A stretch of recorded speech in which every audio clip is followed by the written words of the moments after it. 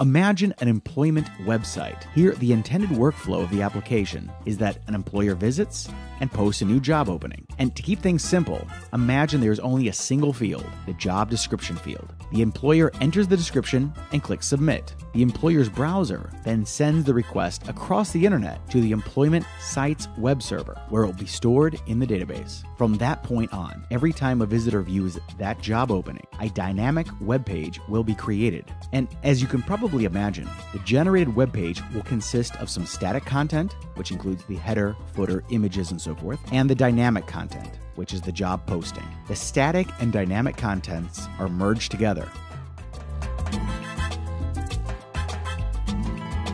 and the HTML response is then sent down to everybody who views that particular post. Of course, the end users don't normally see the HTML, nor are they aware of the static and dynamic nature.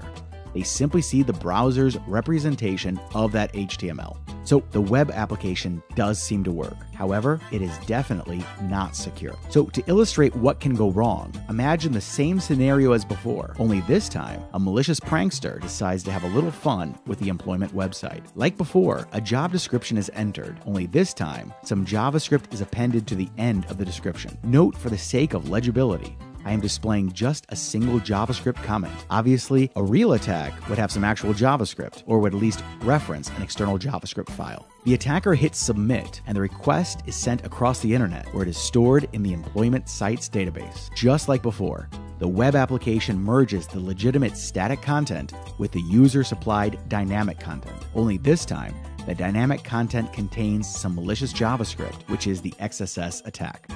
The two pieces are merged, and like before, the resulting response is sent to all visitors. The visitors will still see the employment posting. In fact, there usually won't be any visual indication of the attack at all. The malicious JavaScript will quietly run in the user's web browser.